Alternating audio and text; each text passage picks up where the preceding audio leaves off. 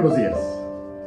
El apóstol Pablo escribió la carta a los cristianos romanos mientras pasaba el invierno en la casa de un hombre llamado Gayo en Corinto, en la primavera del año 57 después de Cristo. Pablo planeaba ir a España pasando por Roma y escribe a los cristianos de Roma para avisarles que pensaba visitarlos y también para animarlos.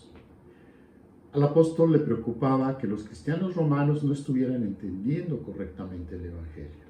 Al parecer estaban empezando a introducirse algunas falsas enseñanzas en las iglesias romanas. Por eso, toda la carta a los romanos se refiere al Evangelio, a las buenas noticias de Dios, y expone con la mayor claridad posible el contenido del Evangelio. Todo el contenido de los 16 capítulos de la carta de Pablo se puede resumir en los primeros 6 versículos que vamos a ver hoy. En el versículo 1, Pablo dice: Pablo, siervo de Jesucristo, llamado a ser apóstol, apartado para el Evangelio de Dios. Se llama a sí mismo siervo, aunque usa la palabra doulos, que es esclavo. Y al mencionar el Evangelio de Dios, inmediatamente nos da un resumen del Evangelio. Hoy hablaremos de los puntos en los cuales el apóstol resume las buenas nuevas. En primer lugar, el Evangelio se origina con Dios. Vemos esto al final del versículo 1, donde Pablo dice el Evangelio de Dios.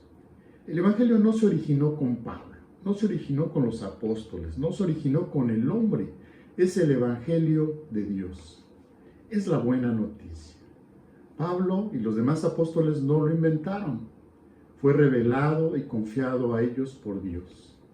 Es algo que Dios anunció, llevó a cabo y envió a los apóstoles a proclamarlo. Es algo que Dios bendice, por medio de lo cual salva a todos los hombres.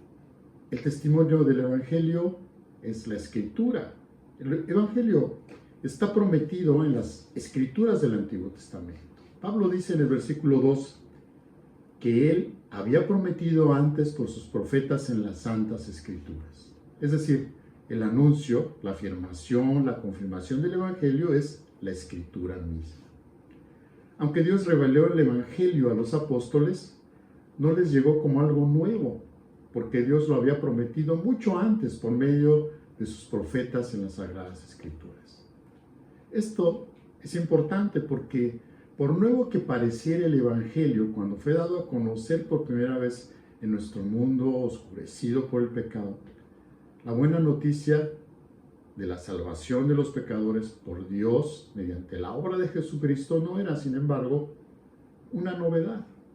Por el contrario, toda revelación previa de Dios durante el periodo del Antiguo Testamento conducía hacia esa buena noticia, la salvación de los pecadores por medio de Cristo Jesús. En tercer lugar, la sustancia del Evangelio es Jesucristo. El Evangelio se refiere a Jesucristo. Pablo dice en los versículos 3 y 4 acerca de su Hijo, nuestro Señor Jesucristo, que era del linaje de David según la carne, que fue declarado Hijo de Dios con poder según el Espíritu de Santidad por la resurrección de entre los muertos.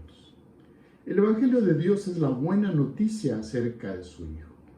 Pablo dijo en el versículo 9 que la esencia de su predicación se refería a Jesucristo. Dijo: porque testigo me es Dios, a quien sirvo en mi espíritu, en el Evangelio de su Hijo, de que sin cesar hago mención de vosotros siempre en mis oraciones. El cristianismo es Jesucristo. Obviamente esto nos lleva a preguntarnos quién es Jesucristo. Pablo describe a Jesucristo con 2 cláusulas contrastantes en los versículos 3 y 4. En la primera cláusula, que está en la segunda parte del versículo 3, dice acerca de su Hijo, nuestro Señor Jesucristo, que era del linaje de David según la carne. Era descendiente de David. En la segunda cláusula, que está en el versículo 4, dice que fue declarado Hijo de Dios con poder según el Espíritu de Santidad por la resurrección de entre los muertos. Cada palabra que usa Pablo en estos 2 versículos está elegida cuidadosamente. Aquí hay referencias directas o indirectas al nacimiento, muerte, resurrección y reinado de Jesucristo. Estas dos cláusulas contrastantes en los versículos 3 y 4 expresan un paralelismo entre dos títulos. Uno que es descendiente de David y el otro es que es hijo de Dios. Así como los dos verbos que usa. Dice que él era del linaje de David y que fue declarado hijo de Dios. Tenemos estos dos versículos. Uno de los resúmenes más articulados de las dos naturalezas de Jesucristo. Su naturaleza humana y su naturaleza divina.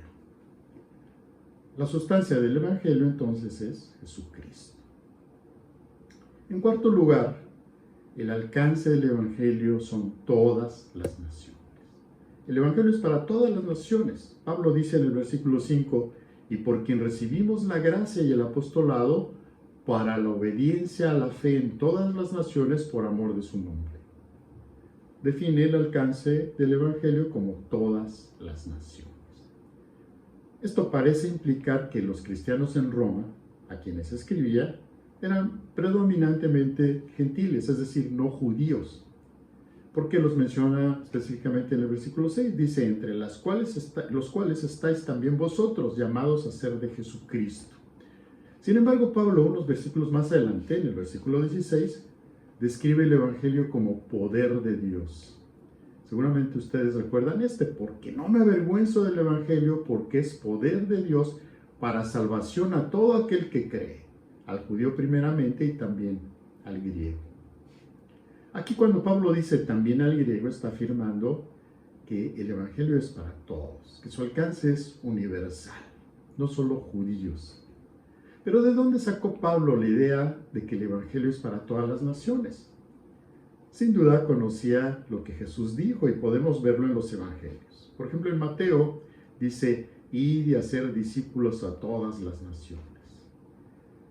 En Marcos dice, id por todo el mundo y predicad el Evangelio a toda criatura. Y en Lucas dice, y que se predicase en su nombre el arrepentimiento y el perdón de pecados en todas las naciones, comenzando desde Jerusalén. Pablo comprendió que el Evangelio es para todas las naciones. Ahora, en quinto lugar, el Evangelio produce la obediencia que proviene de la fe. El versículo 5 dice, y por quien recibimos la gracia y el apostolado para la obediencia a la fe en todas las naciones por amor de su nombre. Algunas personas dicen que el Evangelio no necesariamente incluye la obediencia.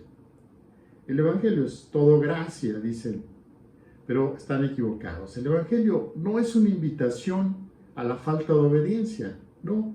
El Evangelio produce la obediencia que proviene de la fe.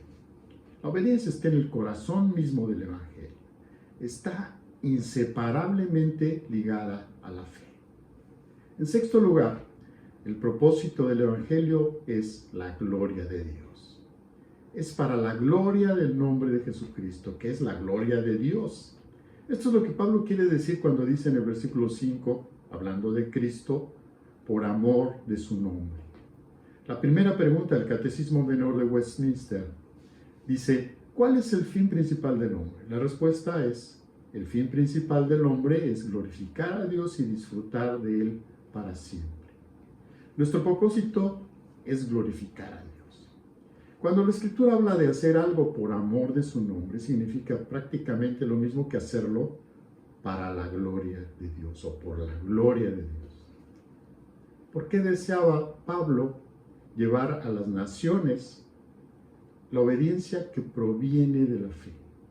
Por amor de la gloria y el honor del nombre de Dios. El propósito último de Dios en todo lo que hace es mostrar su gloria. Hasta ahí la reflexión de hoy. Dios les bendiga, que sigan teniendo un excelente día.